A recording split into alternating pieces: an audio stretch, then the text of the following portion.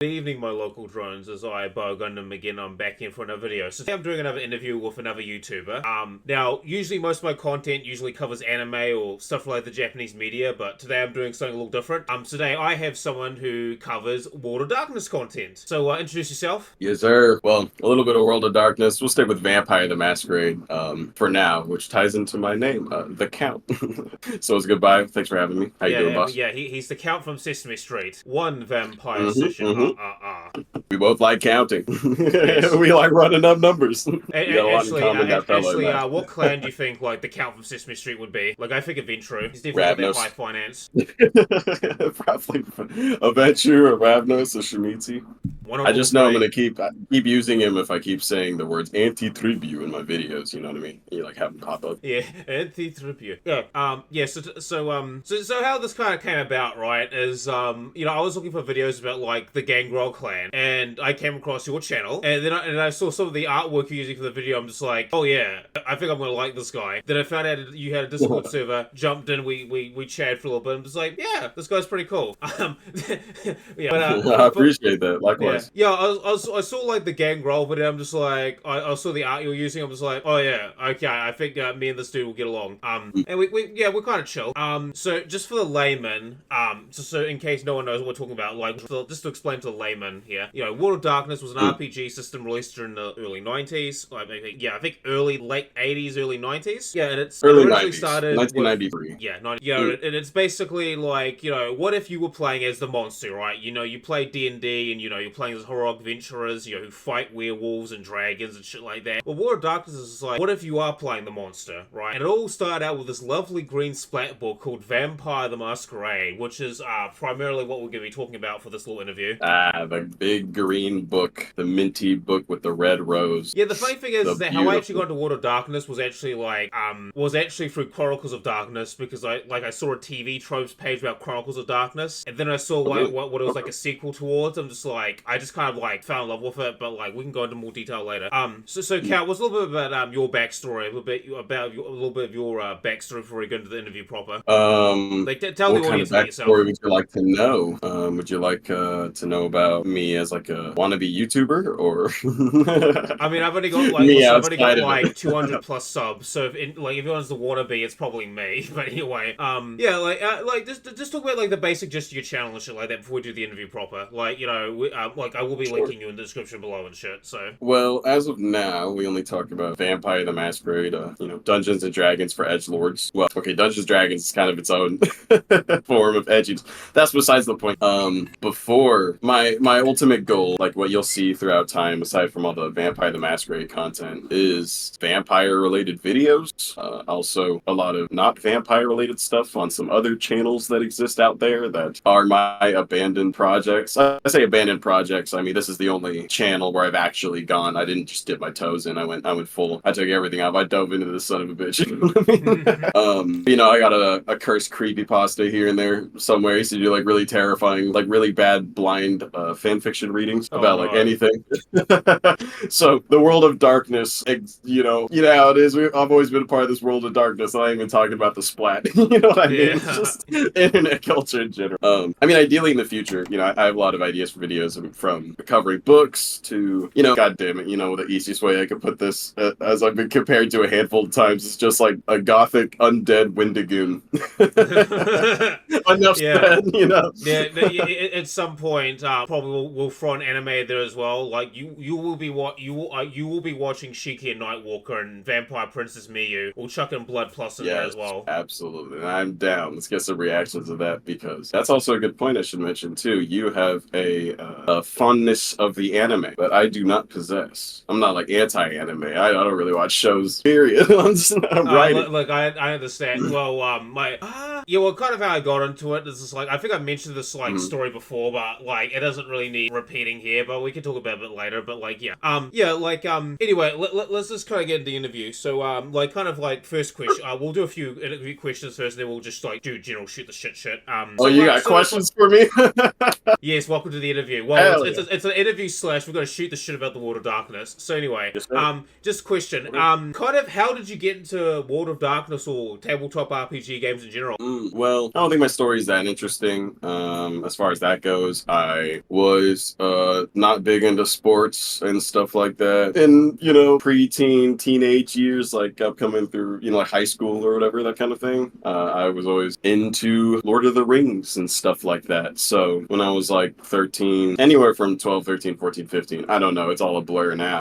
But very, like around that time frame, I was exposed to Dungeons and Dragons with a bunch of my robotics group nerd friends. So hang out after It's always school. the robotics group. Yeah, no, right, yeah. Geeks. Always. And someone rolls up with like, this is Dungeons and Dragons. I was like, oh, what are you doing it? Oh, you can do whatever you want. What? I could be Frodo? I'm like, yeah, that's a halfling. Oh my god. And then the degeneracy starts there. The Vampire the Masquerade. This will take some explaining. Yeah, feel free. So I apologize. Yeah, okay. feel free. I'll let you cook. But that was a fun one. It's I suppose mildly interesting story. I'm a big Elder Scrolls fan, right? God. I mean, it's just Elder Scrolls. I know more of Elder Scrolls than I do Vampire the Masquerade in some regards. Like stupid Elder Scrolls. Maybe fan. also throw in a few Elder Scroll videos for your channel, because I know the Elder Scroll lore stuff is yeah. I would love that. That'd be so fun. Talk about like I've always wanted to do. This is kind of off topic, but I'll circle back to it. I've always wanted to try a sort of like ultra hardcore vampire modded playthrough of like Skyrim or something like that. You get it modded. Actually, if you like Elder Scroll stuff, like check out the YouTube channel Pancreas No Work. He does Warhammer stuff as well, and like get a little bit of gaming stuff on the side. But like, yeah, he's really big into like Elder Scrolls. You might like his shit. I'll link him. I'll link him his channel when we're done after this interview or after this video's done. But like, Elder Scrolls good shit. But continue. Yeah. So Elder Scrolls, big fan of that. And point being, the reason why I say that is because when I was like 16 or 17, I don't really remember, just a teenager. Late teens. Being late teens or so, just being a big nerd, I was making my own Elder Scrolls conversion for Dungeons and Dragons, like a full new character sheet and everything. I made it in Photoshop and like made my own rule set. So I wanted to capture the more Skyrim kind of vibe to a tabletop game. The idea of like no class necessarily, but that's so. Anyway, I was telling so at the time I worked at this pet store, and I was telling all this essentially to another coworker who worked there, older than me, much older than me, not much, but maybe like 10 years or so, my senior. And he's like, oh, that's really cool, man.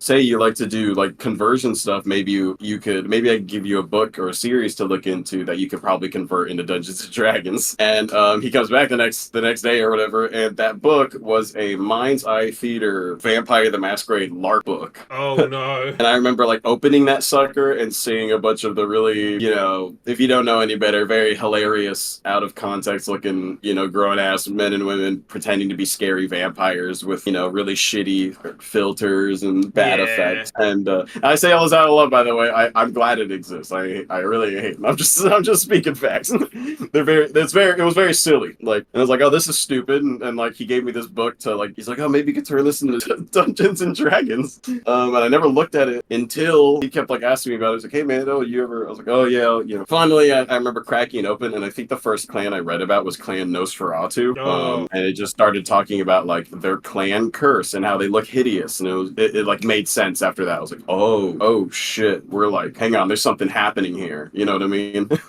And it's like, oh, this is its own. We're not just talking vampires now, are we? We're doing something. We're thinking. You know what I mean? We're asking big questions here. We're leveling up. And so then naturally that somehow some way turned into me playing Bloodlines. And Bloodlines does, it just straight up converts fools.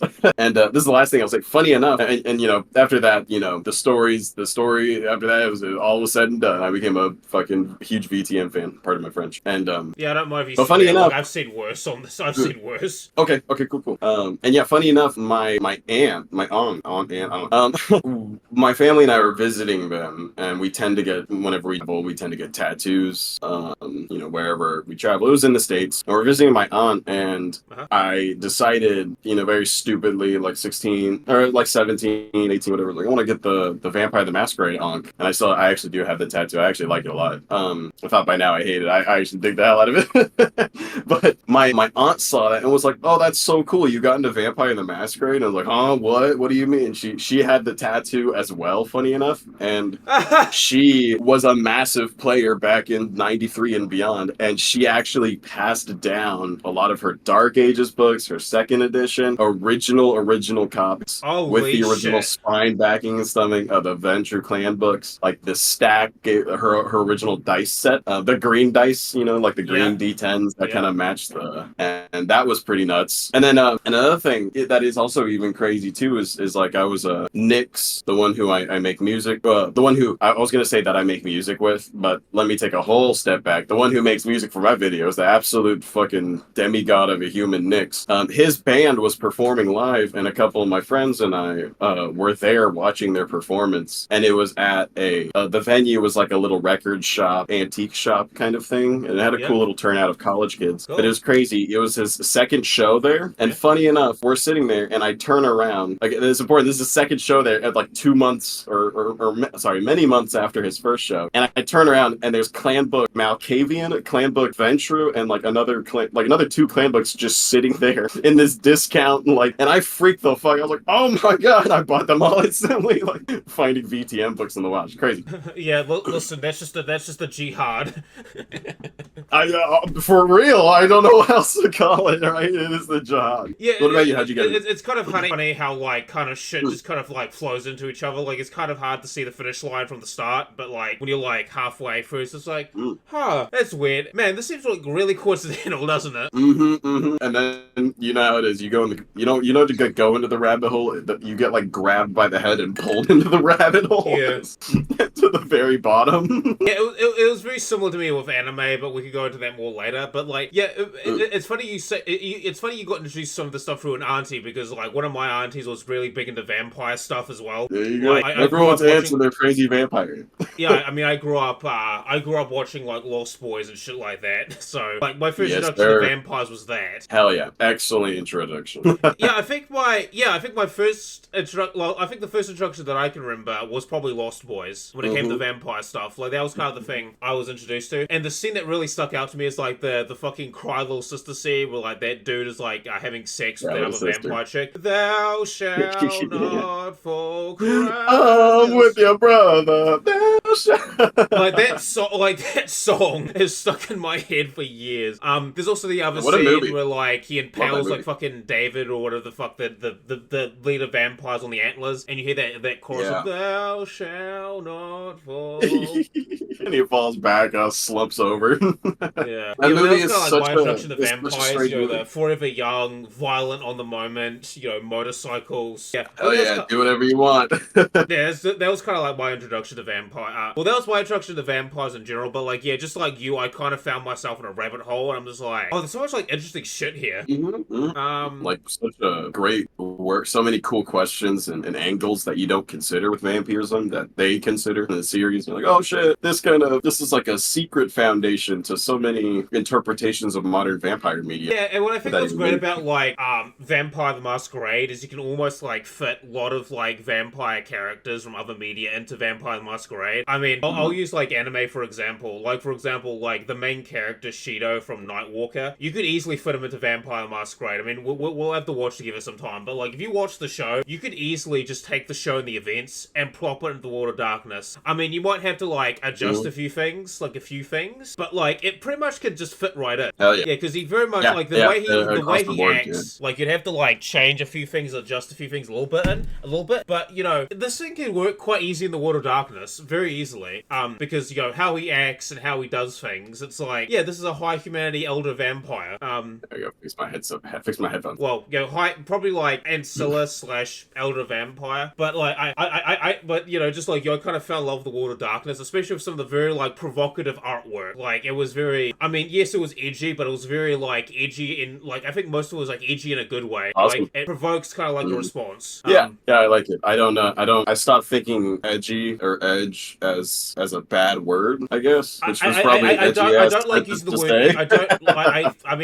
I do use edgy sometimes when it comes to criticism, but I don't like to use it particularly too much because I think it's like I think it's like a really lazy dismissal of like extreme content.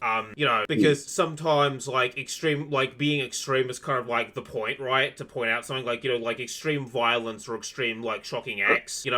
Because like that stuff does happen in real life. Like for example, like really violent murders or rape or anything like that. that. That stuff does happen in real life. So I don't like the idea of using edgy as like a thing to dismiss something as like criticism, as like, oh, it's really edgy and that means it's bad. No, I don't think so. Like, but for me, it's like, what are you doing with it? And like, does it fit the tone of the series and what you're going for? I mean, I think there's sometimes when you can go a little bit overboard, right? But like, I don't like using that word to dismiss like extreme content. Yeah, I suppose I agree. Yeah, I mean, for example, like Montreal by Night is a really edgy book. If you look into it, if you read Montreal by Night, the source book for Spot. Oh, brutal, and some of the art in there is like next level, burned into my head forever.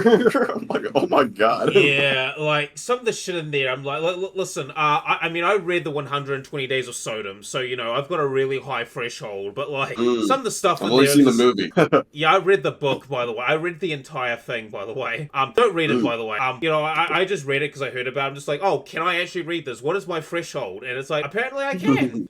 But yeah, Montreal by Night is one of those books where I'm like, holy shit. Clan Book Bali. Oh yeah, Clan Book Bali. We have like the priest engaging in less savory activities, and then gets like Bali. I'm not going to show the image on screen because I don't want to get my channel taken down. But like that is I love that piece of artwork. Very crunchy.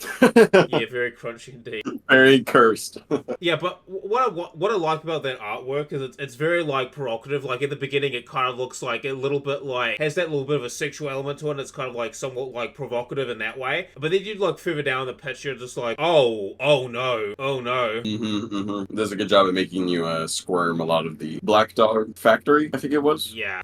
Source books. Yeah. Or any of that kind of like related content. It's very like it is respectable in that regard, right? It's like, okay, let's acknowledge the morbidity, I guess, of the morbid nature. Let's play around in the dark side of the moon when it comes to the world of darkness, right? Yeah, what I like about that image, for the most part, it comes out pretty nicely. What I like about that image is it isn't like overly sexual. It's more like it's very much like implied. But like if you know the context of it, like it's incredibly fucking morbid and dark, and that's why I quite like it's edgy enough where it's just like, oh, that's kind of hard. Like it's edgy enough where it's like, oh, that's kind of like ooh, but at the same time, it's not like in your face about it as well, which is what I really like about that artwork. Like that's what I really like about some of the artwork as well about Water Darkness. Like yeah, it kind of bores that line of like being edgy, but it's edgy enough where it's like kind of cool, and it definitely it is very like provocative, for good or for bad, depending on who you are. Yeah. Well said. It's I think it does a good job at walking that line of of going too deep versus not going like deep enough when it comes to the intense subject matter. That I think something like V5, modern, very very modern Vampire the Masquerade, kind of not only will not try, but on the times that it did try it, utterly failed. Some might say, when you have, for example, it's pretty incredible how Clan Book Bali can entertain such extreme and stuff like it, and it entertains such extreme degeneracy, to put it simply. Yeah. Whereas in V5, they have a character who, they tried, I think it was in the test build of V5, there was supposed to be this Ventru whose name escapes me now. It was a Ventru pre-constructed character who was a woman that due to her refined taste, I believe she was only able to, as a Ventru, right, she can only feed off of a specific it's very type specific of stuff. Blood. Yeah. Right, yeah. And as a result, I think it was, I hope it wasn't as brazenous, but it was something along the lines of like teenage boys, because a lot of her descriptions and the like was how she used to like hang out at dance clubs and like meet boys there, you know what I mean? It's like, oh my god, we have an actual like predator just in the character book. Cougar, like an actual like predatory cougar, exactly. And it does not like it's like the skinhead Bruja in like the second or third clan book revised for Bruja or something like that, where you're like, okay, I get it.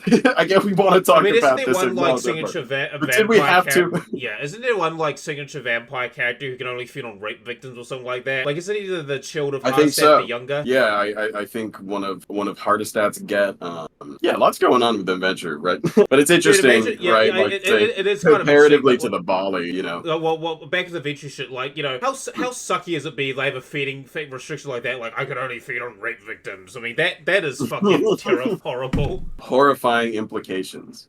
Dare I say, interesting It's implications? interesting In implications, but that, it's also kind of but we don't have to horrifying. go there. Yeah, Yeah, but we we don't don't have to go have to too deep see into them. it, but like, it's I think kind of that's enough said. yeah, enough said there. But like, it makes me wonder, like, who decides the feeding floor? Like, I wonder, like, if the feeding restriction is like based on aspects of your personality, because you know how like gangrel, like that, like obviously most of them have most gangrel do have the traditional like wolf or like bat form, obviously, but like as a gangrel, you could actually like change that, and they mention that in the gangrel clan book of how like your animal form reflects who you actually like. Your animal forms reflect like aspects of your personality. So I wonder if that the feeding restrictions for Ventru is like similar to that. Like they say like it's a refined palette, but I wonder if like the actual feeding restriction is more or less reflecting aspects of your actual like parts of your actual personality. Some deep-seated Silent Hill level psychology going on that influence. On the gangrel note, it's interesting, and it's as you said, where you protein tends to manifest, these animalistic traits tend to manifest as these deeper representations of the self, but they're also influenced by not necessarily what you think you'll turn into, but like for me, in the West, if I'm thinking like, oh, I'm gonna unleash my beast form, it would probably be a wolf. But for someone in like the Congo or something, right, I'm gonna unleash what do they have over there, like cheetahs or something. I don't know. Or monkey, chimpanzee. Yeah, go full chimpanzee mode, go monkey mode, you know what I mean? Because that's just, in addition to being a deeper, it makes sense to them, right? But to add to that, to make these even more interesting, if you were like a Diablerist or someone who illegitimately learned Protean, then it defaults to a wolf in a bat form, if I recall. Yes. Only members of as far as the Ventru goes, like, I would say like general, like it also depends on your region, right? But like the common form is like the wolf and the bat for Clan Gangrel. Like most of them do that. Yeah. Like I would say like maybe like most of them do that. However, like most Gangrel usually have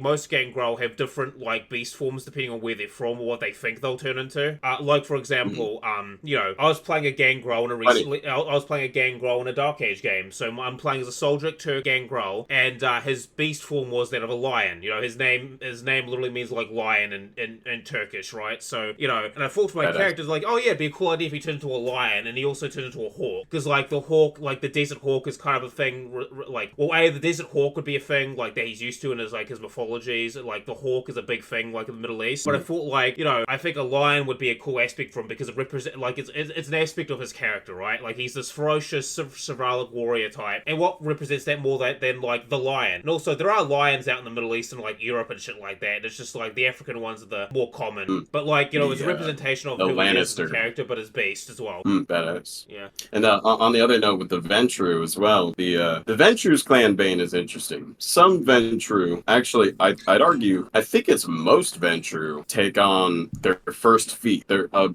representation of their first feat usually sets the bar going forward. So a virgin woman who is 20, you know what I mean? There he goes, who's blonde or something like that. I hope you get lucky and it's just blonde women, but some Venture unlucky enough and it's like, damn it, shouldn't have. Or, but in addition to that, there is also the complete anomalous outliers where it's just a matter of like the only way that they find out the kind of blood that they like is because their beast leads them to it. Otherwise, they're like, shit, I'm hungry. Make it sense, boss man. Where are we going? And it's like, we're gonna go to the rape victims. God damn it, dude. Imagine being a Bryce Venture and having to like feed on that, man. I'd be like, what the fuck am I doing with my existence? You're just like, what's your refined taste? Adrenochrome.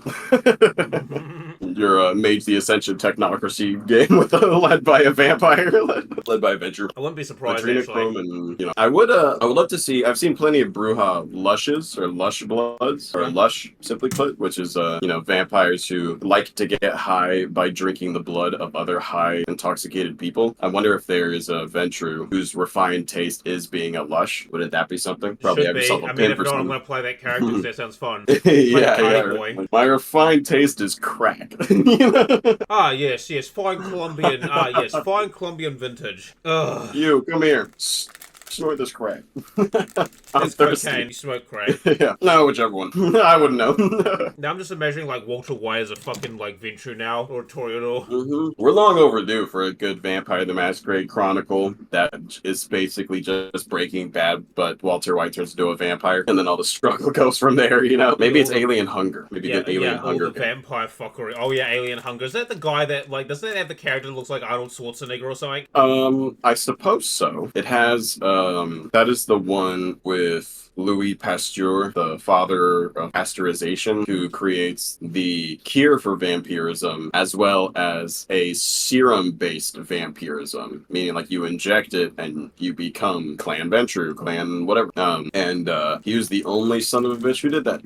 He's it's pasteurization, so bro was like a master microbiologist or something like that, I think it is. And I think he winds up actually being the one who embraces your characters at the start of the game. Spoilers, sorry. Yeah, thanks, asshole. Yeah, spoiling something came out 20 years ago. No, look, for what it's worth, it tells you like 2 chapters in. Well, It's actually, like almost Louis 30 years ago, Pasteur. actually, because yeah, that book came out almost 30 years ago. I guess so. Yeah, I guess so. My goodness. What was like the best like Vampire Masquerade game you ever played in, like Chronicle and stuff like that, or character you ever seen? Oh man, what a fucking question, my man. Oh wow, you should have asked that. I'm about to not shut the hell up. How can I put this so straightforward? I am forever mad at myself that I did not record these games. But Nix, my buddy who makes my music, and another Yeah, friend I'll of link mine. his shit in the description below, by the way, so you can so everyone can check him out if they're interested. Hell yeah, hit him up too. He might let you use your use his music in this video. I As long as you might, credit but him. I'm sure he'd be cool with that. I'll link his channel in the description below, so if anyone is interested, they can check it out. That game, I ran a game for my 2 buddies, one being Nyx, and that was the game even where like Nyx came from, the name, the character. It was called Vampire the Masquerade Utopia, and it was based off of the UK show of the same name called Utopia. You can actually watch all of it on YouTube. It's a canceled show. Is canceled. I took basically the plot of Utopia and was like, haha, this is my vampire, like, but vampires, you know what I mean? That's what you do with every good plot, right? You steal like an artist. You take this thing and then you add but vampires. Yes. And so to round up the plot, what it was ultimately about was a cabal of Ventrue who, well, I mean, the cabal of Ventrue is the Garusha, of course, like the Ventrue do American psycho shit amongst each other in what is known as a Garusha or Garusia, which is just a Ventrue exclusive. You know, the Camarilla has their inner council, the Ventrue has their Ventrue inner council because they're Ventrue, you know, like the Tremere and the pyramid. And so the Ventrue have their Garusia. Basically. Yeah, you gotta have your clan. You gotta have your clan, big boss. And in my story, I can get into the whole explanation of it all. But what my players found out, little by little, piece by piece, and it was a very conspiracy thriller game. It took place in New York in 2007. At least the first Chronicle did. It's not over yet. I'm not done with the series. What it ultimately came to be was a completely ordinary human being and a Brujah who blackmailed another Brujah for her embrace. Basically, it was like, here's the deal. I need you to meet me at, like, hit up this Brujah via email and was like, as a human, and was like, here's the deal. I need you to meet me at this place in time. You're going to embrace me. I need to get home safely. If this doesn't happen, I'm going to leak all this information that I gathered about you on the internet because I'm Mr. Robot, basically. That was kind of the character. Nice. And so the vampire's like, all right, I respect your balls, kid. Respect. And so he totally entertained it. But that's beside the point. So it's a group of like totally ordinary assholes. You know, I mean, one of them's a Brujah, right? But like these were normal people. Just going at their lives, and they tunnel down a series of events where they ultimately find out that there's a secret cabal of Ventrue who is partially responsible, or is at least helping fund a research project with the ultimate goal of sterilizing 90 to 95% of the human population. And the reason they want to do this is originally this project was started over fear of like overpopulation crises. These are the people who are like, malaria is doing a great job. Why are Genghis Khan, without Genghis Khan, we would have another 1.2 billion people on this earth. So we need to stop making people. These are these kind of conspiracy types. Yeah. And so the way we got some vampires who want to sterilize most of the planet. They want to commit like Hitler times 10. And to make things even more interesting is how they go about doing it. And again, this is all based off of a UK show called Utopia. A lot of these plot points are essentially pulled directly from the show. I like basically retold the story. Like all love goes to that show. Watch that damn show. It's amazing. And what it is, hell yeah, it's very fun. What it turns out to be is there's as my players come to find out through their sleuth and getting into mischief, they find out that the method in which these humans will be sterilized comes in the form of two parts. The first part was a protein, and the other part was an amino acid. And it turns out, as the players find out, like rather terrifying, the protein has already been put into most of the human population through major channels like Nestle and other food corporations. Like it was snuck into like crop irrigation. So they're like, oh fuck. And as it turns out, to add to this extra bit, the sterilization doesn't occur. Like you can have the protein in your body or the amino acid, and neither will have an effect on you. But the idea is when both are put into the body together, that is when you get sterilized. And so, the first terrifying season-ending revelation was like, oh shit, the protein's already in the food supply. It's over. We already have it in us. The second terrifying revelation they make is that the Venture who are like helping fund and set up this operation are actually the reason why they haven't sent out the amino acid, by the way, is because, and the way they're trying to put the amino acid into the world is by way of a vaccine. Funny enough, like, oh, a new flu vaccine everyone should get. Sign off on it, but they haven't released it yet because, as it turns out, the Venture are trying to find a way to super synthesize their blood in a way where not only do I sterilize the human, but they become blood bonded to me. Essentially, they become like Google. Oh my god, I'm leaving out a lot, but that's kind of the terrifying like super villain that the players realized they were up against was a bunch of like very bad people wanting to. And it's very cool. It introduced these creepy concepts. The secret masters, man. Exactly. And it was I think it was cool. I had like someone from the Camarilla posing as an Alistair or a Justicar or even an Archon showed up, and it was all bullshit. It was just like someone who was part of the conspiracy, and essentially the way it all ended. I'm leaving out a lot, but essentially a lot of shit happened. So much insane. I retold it to my friend, and it took me like hours to explain it, and I have mad respect that he listened because his jaw was dropped. I was like, holy fuck, that's crazy. Again, I'm so mad at myself I never got to record these games. It was great. The ending the very last scene wound up being like the head of the conspiracy, who turns out was like they're someone posing as an FBI agent, basically, who was pretending to be like on the human side investigating the conspiracy. Turns out it was them, and it turns out the reason. So I mentioned they didn't release the amino acid yet. They didn't complete the serum because they were trying to find out how to configure it correctly, simply put, right? And it turns out the configuration they needed was hidden in Nyx's character all along. It was in her blood, that character's blood. And so they're having that's a whole separate thing, how we got to that point. Again, I'm leaving context out, but the final stand was the lead of the conspiracy being like, you're so fucking stupid. It took you this long to realize you're the carrier. You're the one we're looking for. You have the configuration to the genes we need to perfect the serum. That's all we need. We just need you. And in that last moment, and they're on top of like a New York skyscraper, like 20 stories up or whatever, man. And it was so amazing just watching it play, how like Nyx like thinks about it for a bit, this young rebellious Brujah being told he needs his blood to be harvested to, bring about the human Holocaust, basically. Because, and then he decides ultimately, as like the Venture tries to use Dominate on him to like, now come here, let's, to get this done. He rolled just enough to pass the roll of the Dominate, turns around and jumps off the building. And it was like goosebumps, the ending was morbid. The whole series was morbid, but they stopped the bad. Ultimately, they stopped the thing from happening. It was just. I hope one of these days I can recreate that game for the channel. Yeah, I think it'd be very magical. But I think you've tackled a thing of that. Even though, like, you know, because it is World of Darkness, like, it is a world of very morally shades of grey. Like, even, you know, the most heroic of vampires are like, you know, an anti or like Byronic hero archetype. So, you know, but I think what's interesting about it is the thing about Vampire is, like, it is true that, like, personal horror and, like, you know, you're not the hero, you're the villain. I think what's interesting about Vampire is that you could play that anti-hero or Byronic hero character very easily. Like, you know, you know you're not the good guy. I mean, you're literally, like, tainted and evil from the word jump.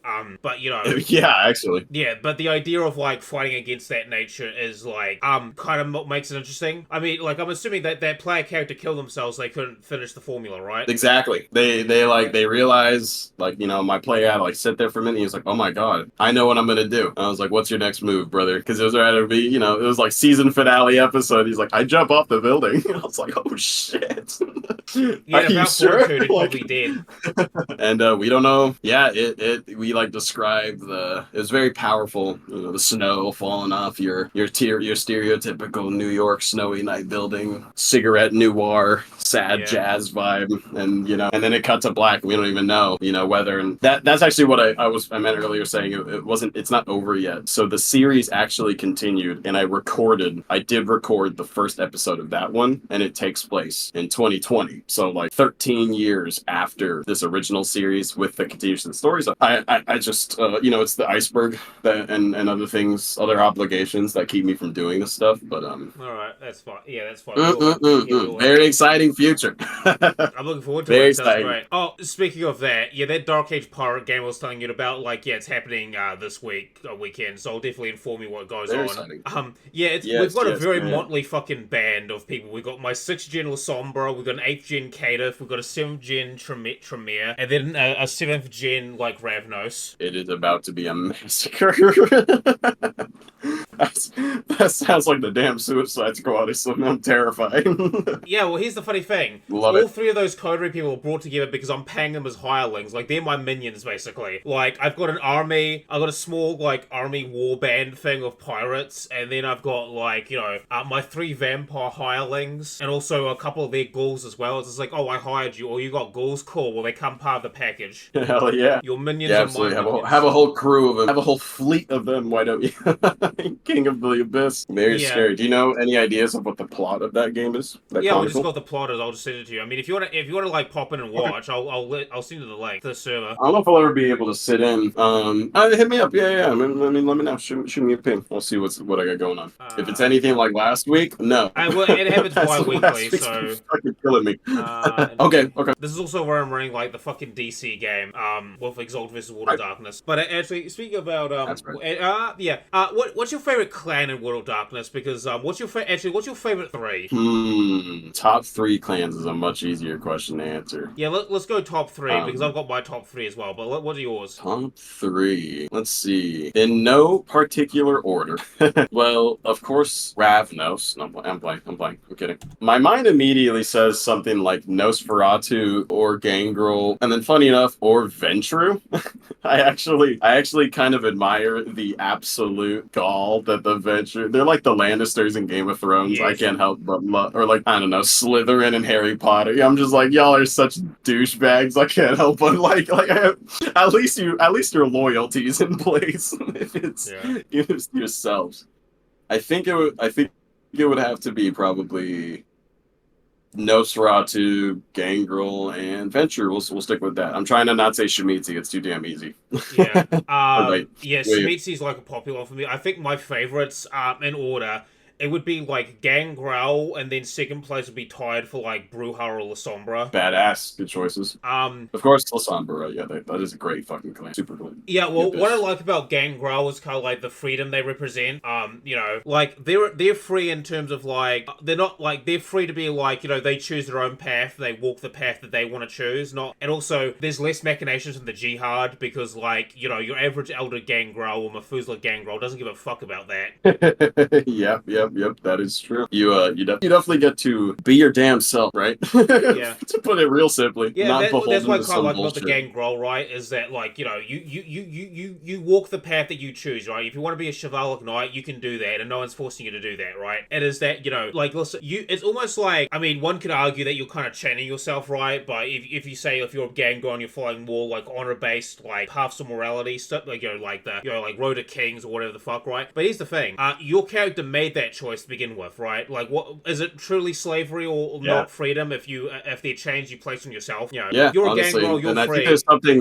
There's something to be said about that. Like you have the freedom. You're quite literally cursed with independence, and Yes. there's something very powerful to be said to stand in the face of that curse to still choose to stand something Yeah. bigger than the average. How you could might even say almost ignorant, not ignorant, but arrogant gangrel. You know, the same way a Venture was arrogant for being all self-centered is almost a little similar to a gangrel's self-centeredness. It's self-preservation, Yeah. but that's kind of But beside the that's what I point. like about the gangrel, right? Like, there's a purity there, and like, you're Yeah. free. Like, you are. I mean, it is like that curse, like that quote, like, mankind is cursed to be free. But that's kind of what it is for the gangrel. You can kind of be whatever you want. Like, you choose your own road, and no one can tell you you're doing it wrong because you're free. Yeah. Well said. That is a great point. Bruja. The I love the chaos they kind of inspire. Like they're also free, but not the way that a gangrel is. Like they're here to change the system, right? Like if the gangrel live outside the system, the Bruja are trying to change it from within. Well, the gangrel kind of like, I mean, if they care enough, they might. If they don't, they don't, right? But what I like about like the Bruja is they kind of like eternally young.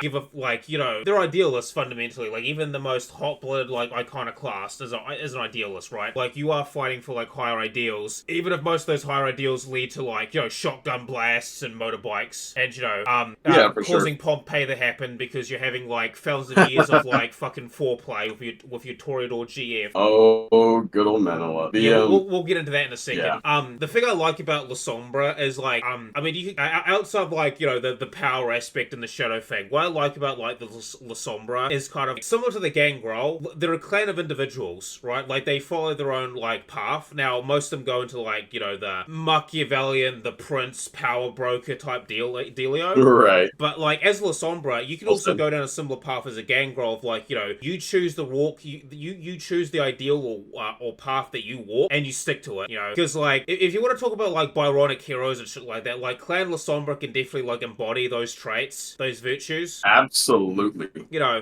Lasombra and Shemiti, absolutely. Yeah, like you've got I mean you could totally be like the financial political like powerhouse, like unlimited power, but you could also be like no, I this is an ideal I have, and I am sticking to that ideal to the bitter end type shit. Like a Byronic hero figure. It's like, yeah, this is what I want to do, and that's what I'm going to stick to.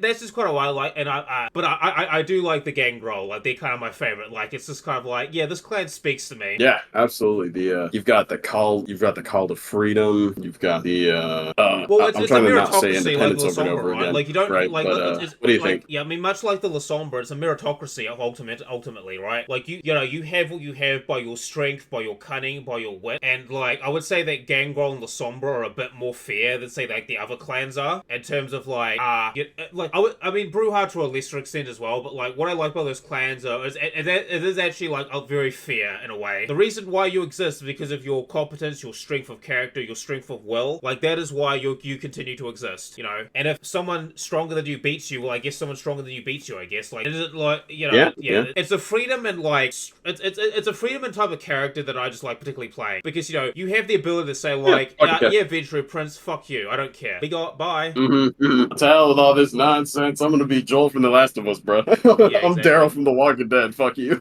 Yeah, but one of the things I really like about Vampire the Masquerade, and this is like World of Darkness in general, is like the interconnectedness between all like the splats and all the fucking conspiracy theories and kind of like the history of like you don't exactly know everything. I mean, for example, I think like Gilgamesh or Enkidu are named by like several splat books as being like members of their factions, and like tinfoil hats people. Like it kind of gives you like what I like about the World of Darkness, especially like the wider cosmology shit, is like you're given like pictures of a puzzle, right? But you don't know like the full details or truth of it all. It's almost you've got like very like vague statements that are probably true, but there's probably like missing some crucial details.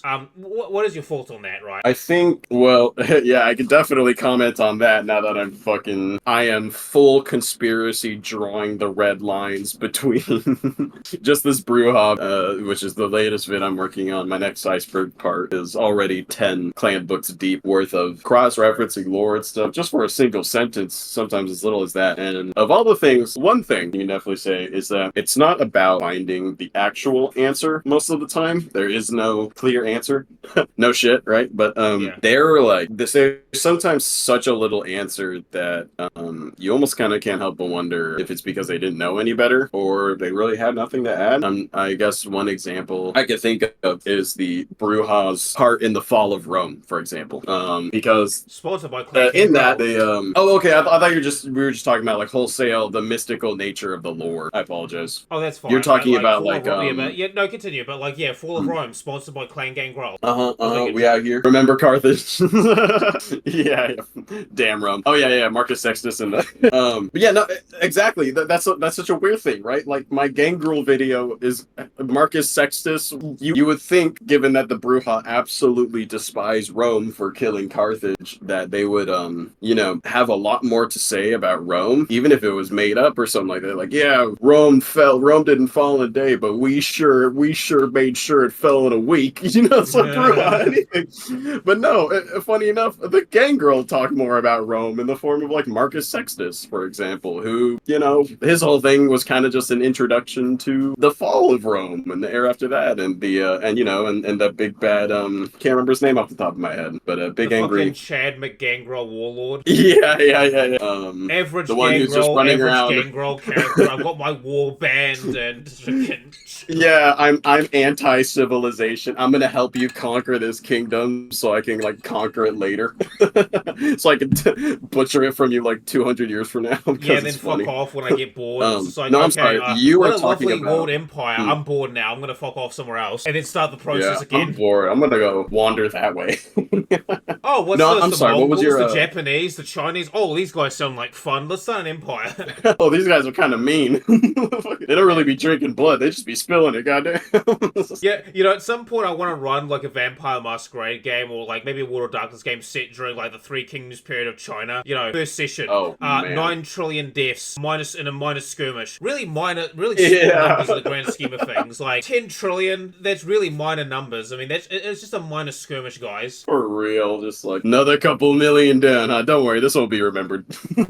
You won't be remembered. The funny thing is that like when it comes to like world's most bloodiest battles, the thing that like China and India over-index quite a lot. You said over, and what did you say they do a lot? They over-index in like the lists of like bloodiest battles in human histories with like with numbers and like casualty numbers and shit like that. Like listen, like in like 200 BC, they're running around with armies in the hundreds of thousands, while people like say like Alexander and stuff like that are running around with the tens of thousands, maybe like 100,000, maybe 100,000-ish during the Diadochi period. But like no, that was like 100,000 was like a small was a medium-sized Chinese army. Yeah, I guess I got my humble skirmish army of like 80,000. I got my humble skirmish army of 80,000. My 80,000 serfs, my 80,000 men at arms will loyally die for me. By loyally, I mean I'll kill him if they don't. It's just disgrace. Lose your feudalism. I run a game during the Sengoku period as well.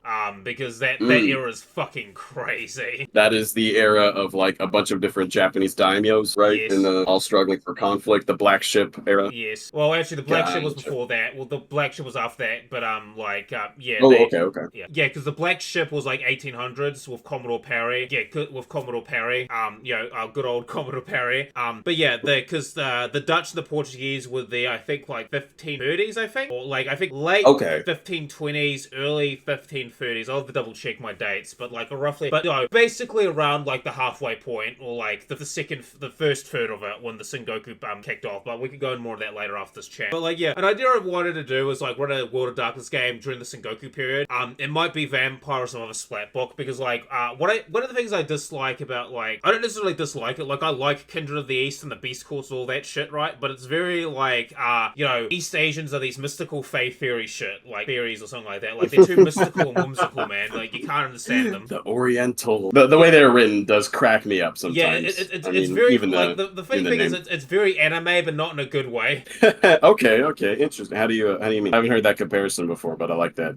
Like Kindred of the East to me, it's like really anime, but not in a good way. Like it's almost like it's leaning way too much on the Orientalism, and like what's the word to describe it? What's the word to describe it? It takes itself a bit too seriously for what it like for the content that's provided. Like it's very anime. If you look at all the powers and all the tropes, it's very like anime and stuff like that. I mean, actually, Water Darkness or Exalted vs. Water Darkness, if you've ever played like that supplement book, like that's also like very. I mean, Water Darkness itself is actually quite anime if you think about it. Like especially some of the older editions of it, like it is very anime in quite a few ways. But like just back to Kindred of the East, like it looks very anime, but it takes itself like a bit way too seriously. Like it just I find Kindred of the East like a bit goofy. Yeah, definitely. It you know, I think it's goofy in the same way that like I think you know, a like Japanese studio is but writing I Silent think Hill, you know. Yeah. Sorry to cut you off, but like Okay. I think it's too anime in a bad way, right? The wrong kind of anime.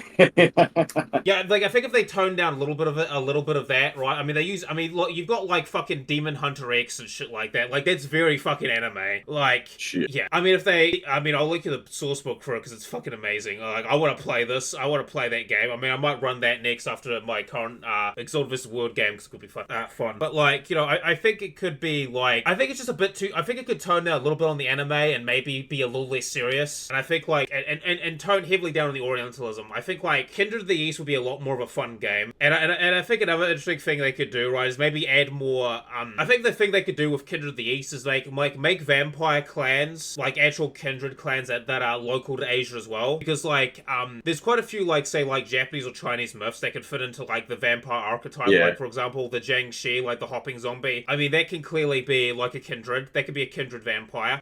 If you want to go like Japan, like Yuki Onna is also a good would be a cool idea. If you've heard about the Yuki Onna. Hell yeah. The smile, right? No, the big old smile. No, the ice woman things. Oh. Because if you read about their description, like they kind of do sound like fucking vampires in a way. I think I think some of them are portrayed with like I have nothing wrong with like Kindred of the East as a splat because I think they're very cool. But like I wish there's like a few more actual kindred clans local to East Asia and shit like that. Not saying there'd be like a large number of them, but like you know there's a few around. But I definitely think they it is interesting that it's like, oh, how come there are vampires over there? Well, we really don't know how to write them, and we don't really have like the right people to help write that stuff that does justice to the series. So simply put, everyone who goes there dies for the most part. Well, how I typically run it is like yeah, the Quasian or the Gaki or whatever, like you know, Quasian, like yeah, they're like and the Beast Calls, like yeah, they're the main supernatural stuff, right? And probably mages depending where you are, right? Like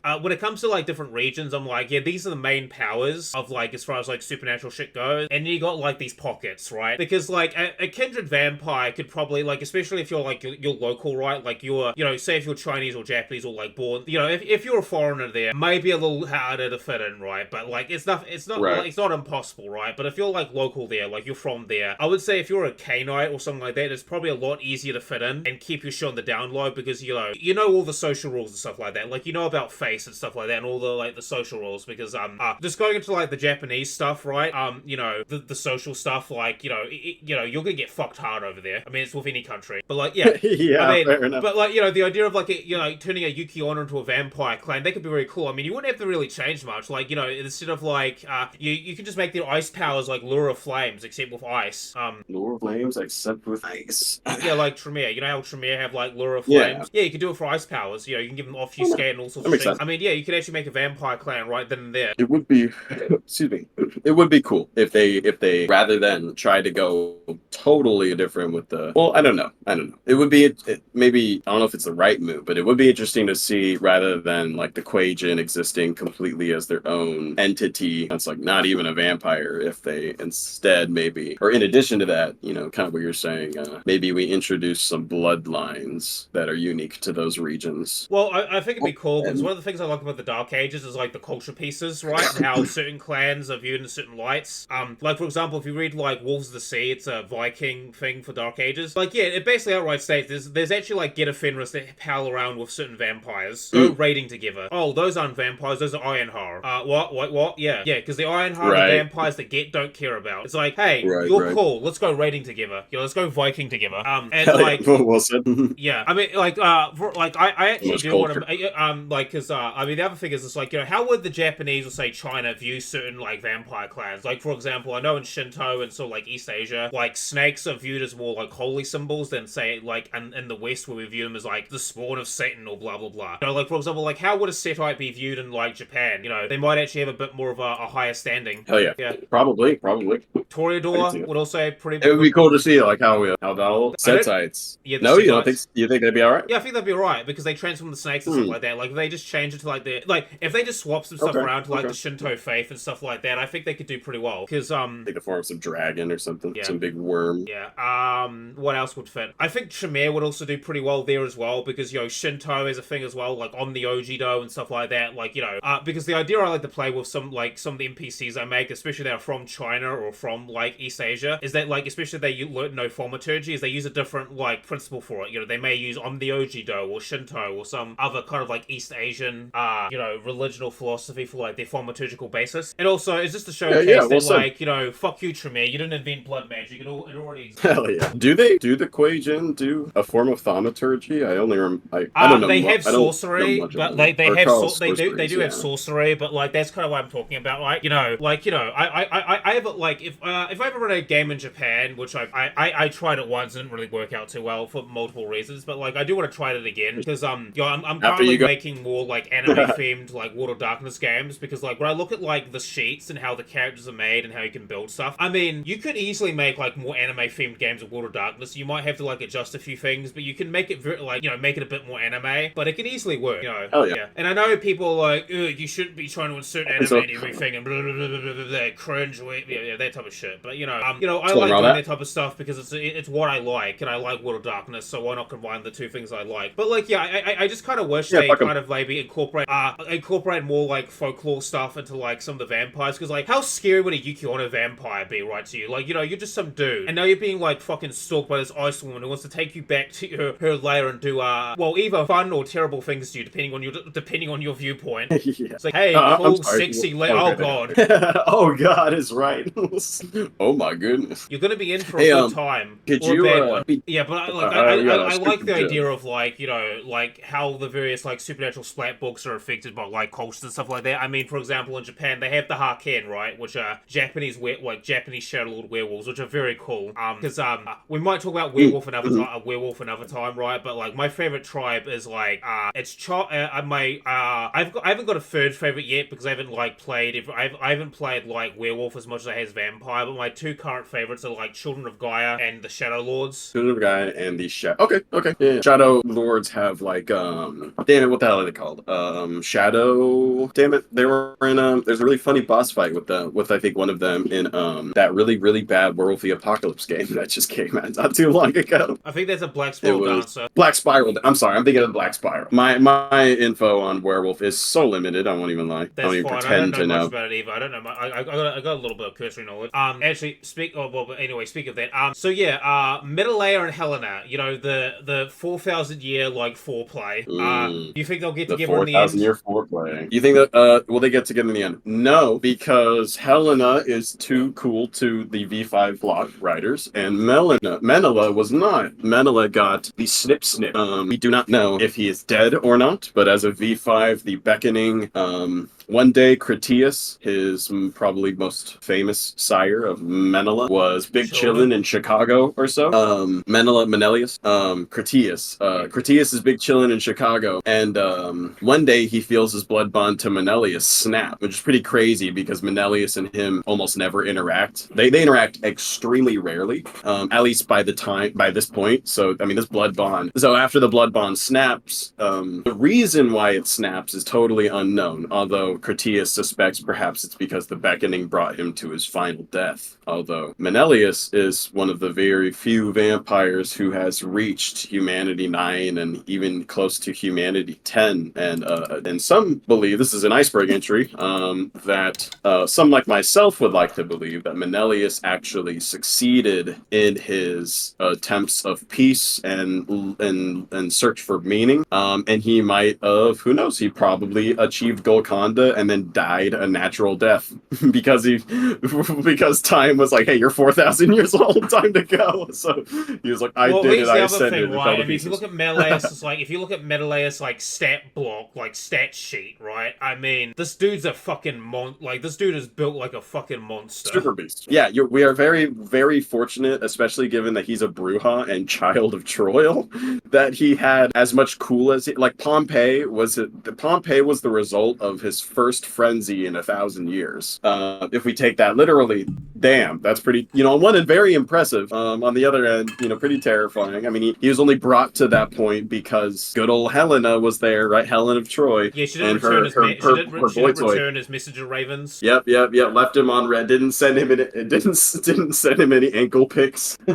Didn't instead. You know how frustrating that would be. She gave up old Menelaus, king of Sparta, in exchange for Prios, who's this ghoul boy toy. Who, to be fair, is stronger. Yeah, that's right. He could fight some vampires. Like the dude's got a stat. The dude's got a stat block comparable to like a fucking Ancile or Elder vampire. Like, it's kind of crazy. He has aspects. Like, he has the equivalent of aspects. He has the same aspects that other humans. The only other humans that tend to have this, aside from very powerful, that are not ghouls, are hunters. Some examples of some hunters have their true faith is so powerful that they develop what is essentially the equivalent to aspects, which is very interesting and on a very more of a mechanical and the theological and lore, and it's very interesting. Like, I wonder what that means. Demon the Fallen shit, like you can see a lot of like, oh, okay, interesting. But yeah, that's the kind of interesting thing about World of Darkness. Even though you got all these supernatural powers running around, like it all feels very like balanced with each other. Yeah, they do such a fun job at intertwining a lot of ideas, bringing. Because the thing with Vampire the Masquerade, the thing about World of Darkness is actually like with splat versus splat. I mean, it depends on like the circumstances, right, of the battle. Like, say for example, it's not always like, I know a lot of werewolf players are like, oh, werewolves versus vampires, no contest. But like, well, why would you think that? Like, you don't even think of the big picture. Yeah, and honestly, like, even like a vampire's ability to use dominate and presence is like pretty fucking terrifying. Now, I mean, listen, now most werewolves hunt in packs. So if it's like a pack of werewolves, right, which is usually like 3 to 5 against a single vampire, I mean, yes, you're dead. But like in single combat, depending on like the werewolf and vampire in question, it could go either way, depending. And also, here's the thing: vampires have access to silver. Like, how hard is it to really get silver? Like when it comes to like splat book shit, I mean, yeah, obviously some splats are gonna have advantages over other splats, just in terms of like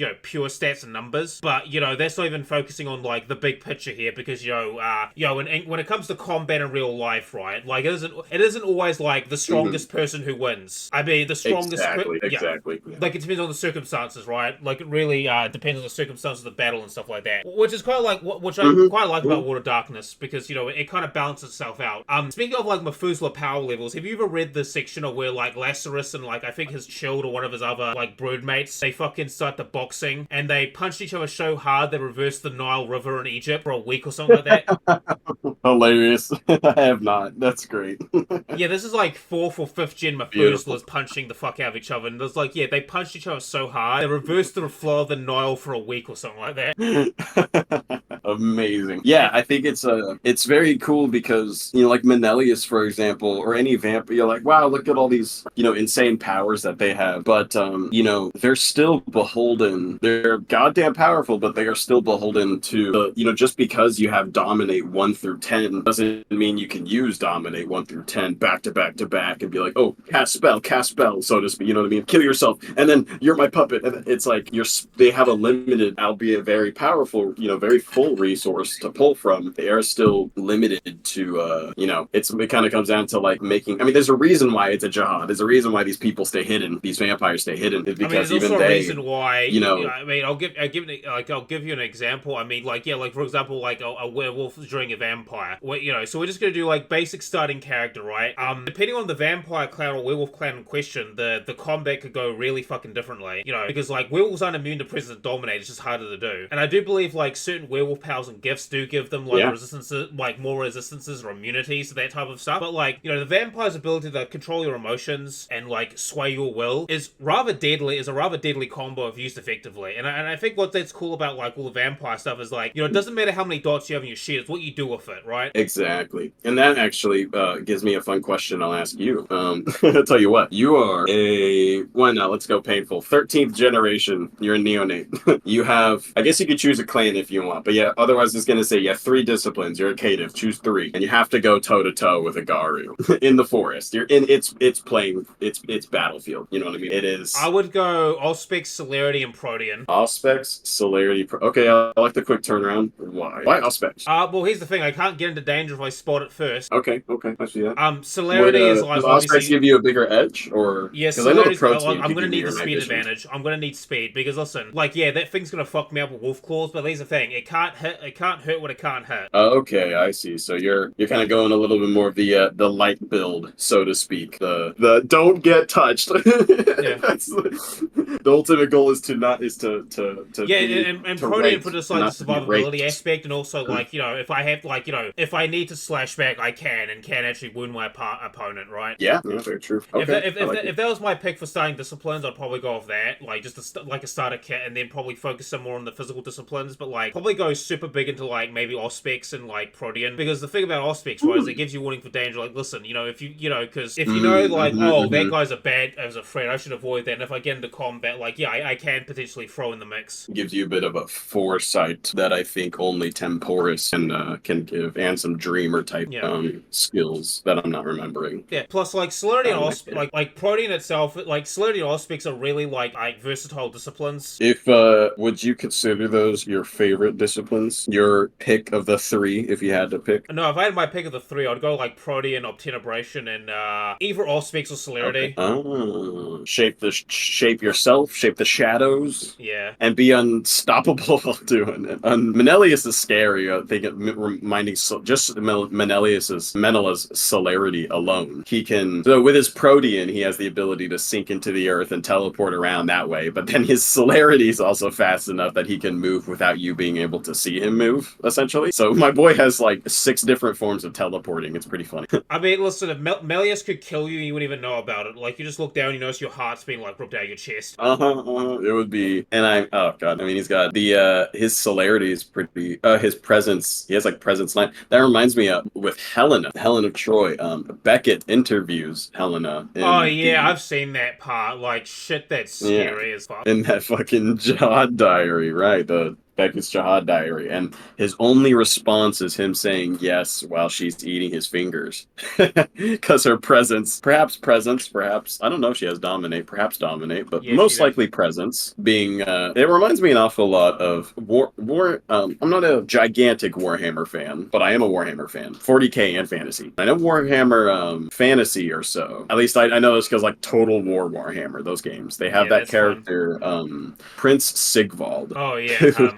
Such a hilariously evil lore that I could not help but like, I still can't help but just love his character. Not the guy himself, he's a total piece of shit, but I love how the creativity of, they really did just say like, hey, what if we took every single of the worst world leaders, of the most degenerate, and then like we take all of our Hitlers and Mao Zedongs, we're gonna put him into one character, make him a Toreador basically, and then crank up his entitlement to like a Lannister times a billion, because he's the spoiled chosen one. And what you get is this fucking monster. I would love to see. I hope I have yet to see it in my research, but I hope I find that vampire at some point where I can go. Oh my god, there's our Prince You Sigvald. probably will. I mean, Water Darks has been going on for like what, Definitely. 30 fucking years. Definitely. They probably at some point they probably made something similar to that. But yeah, go back to the Beckett Jihad Diary. We might have to do a video. You have to do a video doing Beckett's Jihad Diary because like holy shit. But like yeah.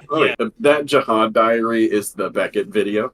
Yeah, and Beckett will definitely have his own video. He has the best vampire fuck of his life, and he's just like, ugh. I mean, he lost some fingers too. That's about it. I mean, it certainly could be worse. Yeah, she's just I look forward to that video. It's gonna be fun. Not impressed. Not good. And then meanwhile, so much to cover. What Menelaus? Actually, starting with Helena. Funny enough, after Pompeii, she like flees to the New World and chills there for a while until after Columbus starts his sails across the ocean blue into the west. No, that's actually Menelaus. It was actually Menelaus. Tyler. Well, so they both travel. Actually, you're right. Well, Menelaus does travel. Critias does send him unknowingly. He like works on behalf of his master. Oh, and that I totally forgot to mention this earlier. When Critias felt that blood bond snap, he had a whole mental like breakdown for like a year straight or something because he realized his entire life was he doesn't know which part was his. He realized he was Fight Club Mr. Robot. You know what I mean? He was like, oh, was that me or was that Menelaus pulling my strings the entire time? I don't know what part of me was actually me. But yeah, that is interesting. He does help Menelaus sail across the world before Columbus, by 80 years. But no, it's interesting. None other than Tyler. Tyler, the old, Patricia Bolingbroke. Yes, we do love our Tyler. Good old Tyler. Yeah, good old Tyler. She flees. She? She's a spicy little thing. I think she's one of the reasons we know vampires are bulletproof. Essentially, she fucked up that assassination attempt. I was like, oh shit, it didn't work.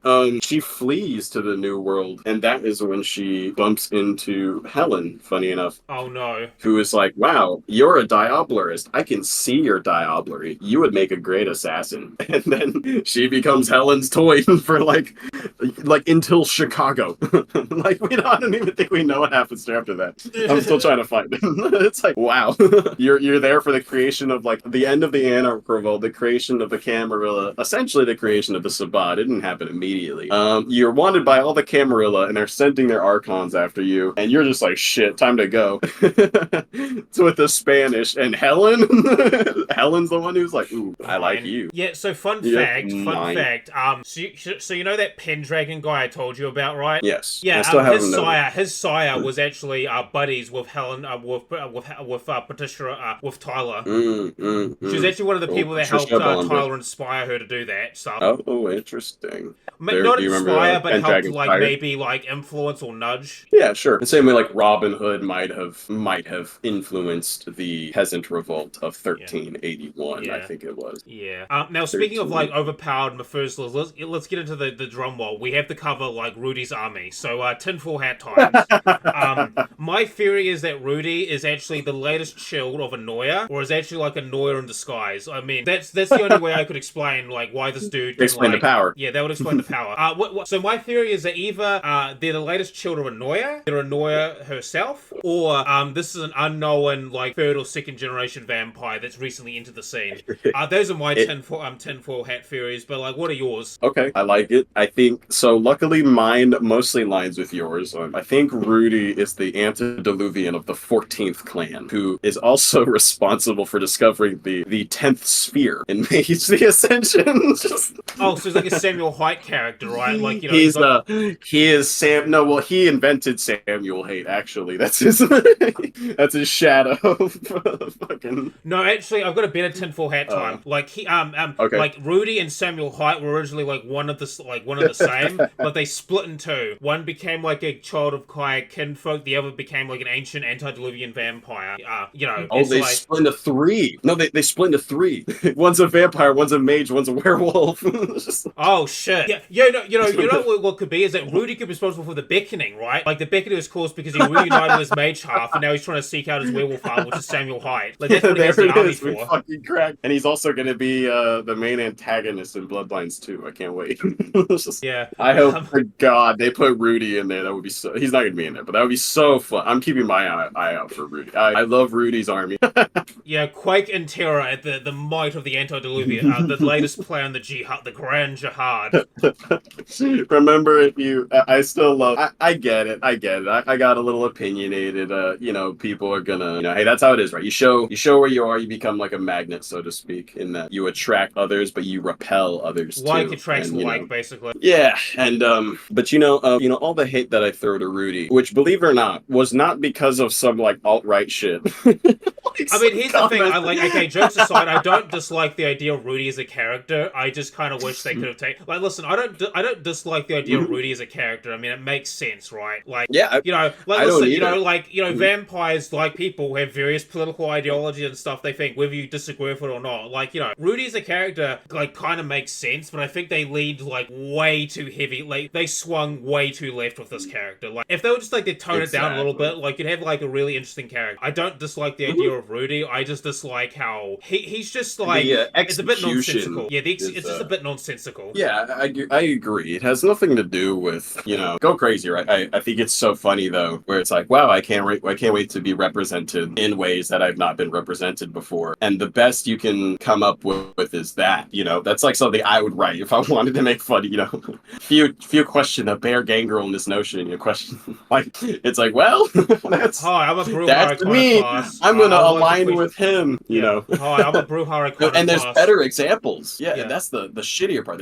There's so many. I mean, Damien, for example. You want a super fun read about a minority who goes through minority struggles of like Chicago, no less. Fucking read about. Instead we play half-ass. You know what I mean? Rudy's Kevin Jackson's story also is what I would write. What I mean? I mean, Kevin Jackson's also another example of that, although he's more like the flip side of it. Yeah, sure. The fucking reminds me of Bruja Skinhead. What the fuck? Chill. Yeah, exactly. Yeah, well, the fucking yeah, but if you want to talk about, if you want to have characters that address that stuff, because that stuff does happen. Damien, Kevin Jackson's a cool character. Genghis to a certain extent, although Genghis is like a yuppie, which is Genghis is pretty fucking funny in that regard. There's so many interesting characters that they could do, but they come up with the antediluvian beer gang growlers. It's like, come on, I can see the vision here, but we can make it just needs a few tweaks. It's very Fallout 4, if you get what I'm saying. Yes. When we've been spoiled with all this New Vegas level lore, and then you're like, here you go. You're like, what the fuck? What happened? Guys, stop. You're killing me. Someone said it really well in the comments of my Rudy's Army video, because I was trying to get that video out by April Fool's Day, April 1st. I got it out by April 3rd, but people still understood it, and they're like, pretty incredible that all you have to do is read from the book, and that's enough to be an April Fool's joke. It's that aggressively mediocrely written. You know what I mean? It just cracks me up. People pay for this. Actually, I want to ask, what we're gonna do? What is your thoughts on actually 5th edition as a whole? Because I think mechanically it's a very fun game to play, and I've had quite a few. Listen, with any game, with most game systems, as long as you have the right people, the right group, and shit like that, you can have a lot of fun with it. But what is your thoughts on actually? This might be called a little bit controversial, but what is your thoughts on V5? Because while I like it from a mechanics perspective, a lot of the lore choices are kind of a bit iffy for me, and I kind of feel like at times it feels more like Chronicles of Darkness than say World of Darkness, because Chronicles of Darkness plays because Chronicles of Darkness are a bit more down to earth when it comes to the power levels and stuff like that. But what's your thoughts on say 5th edition Vampire as a whole? I think so. I am certainly not the ultra anti. I certainly dislike it more than I like it, but I also it's complicated. On one end, yes, mechanically, I get rid of. There's not a single game that I've ever played where I played a vanilla. I do the same thing too. I adjust certain things, but but mechanics wise, it's a very smooth game. Yeah, I agree. I love their hunger system. I love the hunger dice is super fun.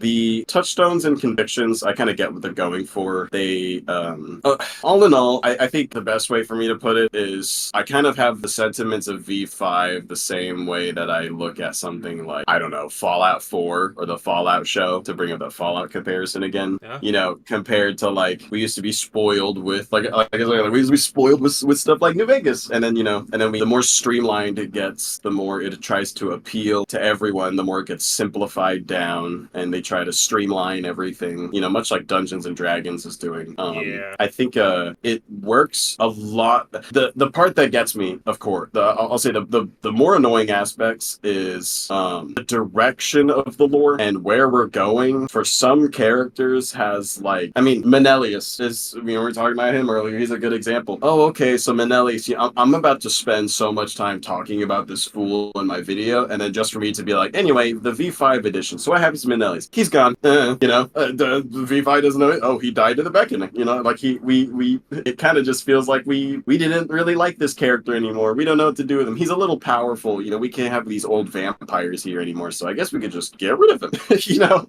you're like, well, okay. I mean, is that it? You know? Yeah, it feels like really anticlimactic. Yeah, but you know, on the more positive side of things, like I shat all over the V5 Anarchs book. I mean, that is where like Rudy's army comes from. Yeah, if you compare that to like the revised book, like Anarch Unbound or like some of the Splat books, I mean, yeah, the Anarch cookbook, right? Oh yeah, that's a classic. Series. And my God, they were crazy with that. And now it's like the most compliments I can give to that Anarch's book, to continue this specific example. The most like compliments I can give to it is that it admittedly does drop some really fucking cool like it has some really cool, very, very respectable to the lore takes on here it is. For example, it does a good job at representing like they have backgrounds or something like that, and one of them is you could be a descendant of Tyler, and the other one is the ruins of Carthage. You are a vampire, traces their lineage back to Carthage. And what's pretty cool about it is like level 5 ruins of Carthage, for example. In that book, it says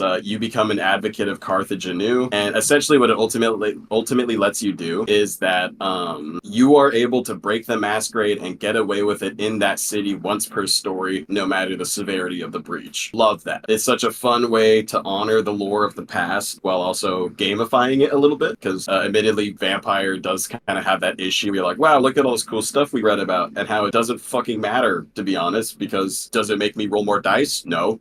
Yeah, it's just fun. One thing I do this like game is fun to read about. Yeah, what I do like about V5 is like the lore sheet stuff. I want to try and find a way to incorporate it and say like V20, but I like the lore sheet stuff. Yeah, love their lore sheet. I love it's so much easier to. There's a lot less weird like, oh, I need to mix this and this to get my self-conscience and my fucking self-control and my. I get it. Well, like what I like about lore sheets is it helps you tie into the world and be like yeah, I'm a fucking direct shield of like Helena or something like that. Yeah, and what's cool is they try to take extra steps in gamifying it. I do think that is important, and I do say that as someone very obviously, right, who fucking loves lore. The Vampire is the kind of game that's more fun to talk about than play. But because they're doing stuff like these cool little lore sheet backdrops and stuff, you can actually, it's like, oh, okay, now we're talking, right? Now we're fucking talking. We're taking this stuff, pulling it in. But then, then on the flip side, then it's like one step forward, 2 steps back, because then again, you circle back to where's my scion of Menelia? Oh, never mind, he's just dead. The Beckoning killed him. Hey, we're dead. The Ravnos Antediluvian woke up and killed all the racism. No more gypsies, right? I don't even know if you could say that word. Yeah. No more Romani stereotypes. Yeah. I think kind of. I do have to go in a bit because I got like a Gundam 5e game, but like I think actually Cool. one last question before we like wrap it up. How would you pitch the World of Darkness to someone? Like just not just individual like vampire or shit like that, but World of Darkness is an RPG setting. How would you pitch that to someone? What would be your sales pitch? Well, good question, because none of my friends, any of my friends who are into, my immediate friends who are into Vampire the Masquerade, it's because I had to hit him with the sales pitch. And what I usually say is something along, the simple explanation is usually like, hey man, there's a cool universe called World of Darkness. It is essentially our world, a much grittier, darker take on our world, in which supernatural things like your Halloween monsters up to deep state conspiracy magic stuff is real. And that's usually enough. That'll usually I say, hey man, look, this is the same universe that like The Boys could take place in. And this is the same universe that a bunch of shit. Yeah, exactly. And it's like that's that's I like to use examples to explain it, and not just vampire examples, but like The Boys, for example. I think that's a fun one. Yeah, Just what I fucking think is great John about Wick, Water Darkness you is that know, like any kind of flavor of horror or like a game you can kind of do in Water Darkness. I mean, you can do this with D&D too, but like I think especially like with Water Darkness, like especially Water any flavor of horror you want, and you can tell more like anti or Byronic hero stories if you really want to. Really easy with Water Darkness because it's moral shades of grey. Yeah, we are doing the Game of Thrones thing in that we are exploring different avenues. The World of Darkness allows you to explore history and perspective Yeah, and in such a you know what I fun fucking way. hate is those warning scenes where it's like, oh, you can't play Nafandia or a Black Spiral Dancer because it's tough. And then like, listen, sometimes it's fun to play evil characters. Right. It's fun. Yep, like V5 go, well, it's not going to be on how you can play as the Sabbat. Why not? So here's our whole source book on what the Sabbat is, but not how to be them. Okay. Just read over, just read yeah, all the ultimately, editions. Like I mean, if you click the absolutely. invite to the server, you'll have to ask Rollo about the Sabbat game he tried to run. Basically, we're given a mission to infiltrate like a town or something like that. We're given a year. We basically did it in a month, and we also like assassinated the prince. Oh, very nice. We also sabotaged a nuclear reactor, but that's a story for another time. But like, yeah, go ask him about the fucking Sabbat game he ran. Like that game was fucking like we're given a year. Hell yeah, all right. We did all this shit in about roughly a month, and like our higher ups didn't fucking believe us. Like didn't believe the reports until they're like, oh god. Oh god. Like that game itself might was have a good fucking story to tell wild. for like a video or something. Like the game, it was like a snowball effect kind of thing. Like things just kept on like snowballing and snowballing until like crazy shit happened. By the way, I was the Ductus for that pack, and I led our pack to victory. Hell yeah, led him to the revolution. Yeah, good man. You'll have to ask Rollo Oh yeah, about bro, that. love to hear But the like, stories yeah, about I it. gave you the invite to the server. You want to jump in and stuff and watch and listen in. Sure. Or join in if If you I want to. if I get the time, yeah. Yeah. Yeah, I think that's about right. We've been going almost for 2 hours, and I think they kind of like, oh yeah, you will be watching anime stuff. We'll start with horror stuff first. Hell yeah. Yeah, we'll start with that first. But like, yeah, yeah. Any ending thoughts before we end this interview off? I would say, well, I appreciate your time, man. This was fun. And I guess if anyone's watching this, as for you, and for yourself, Bio Gundam, stay beautiful, stay handsome, stay upright, stay real, stay busy. Yeah, try it. Hell yeah, right. you know what I mean? Yeah, so I hope you guys all enjoy this little interview, and give count like a watch, or at least if you don't like, even if you don't like his content, at least give Water Darkness a try. Like it's a very fun RPG game system, and if you like D&D and shit like that, I think Water Darkness is worth looking into because it gives you different perspectives and stuff like that. And even if you say like disagree with them or don't like it, right? It's good that like especially like the older editions, like they give you that nuance, and I think that's what like a lot of people need nowadays, especially when everything's being dumbed down and simplified. Nuance, like have a bit of nuance, like question things, and all that shit. Water Darkness, very fun game, very fun rabbit hole to dive into, and there's all sorts of fun splat books. I mean, you have Mage, you have Changeling, you have Mummy, you even have Exalted versus Water Darkness, which is a very fun splat book. Play an anime character in a fucking gritty gothic punk world. Water Darkness is a very fun game to play. It's once you learn it, it's very fun. Absolutely, and for too long have vampires suck. Vampires will continue to suck, but now is the time. But now's the time. No more. We are in a new era. This is a new era, a new time for the vampire. And goddamn it, we're all tired of this Lord of the Rings nonsense for 2 minutes. No more Baldur's Gate 3. We talking Bloodlines 3. Yeah, all right. We're gonna pack out now. Peace out now. All right. So, all right. Thanks for watching the video. Hope you guys enjoyed this little discussion / interview, and I'll see you all later. Bye bye. Peace.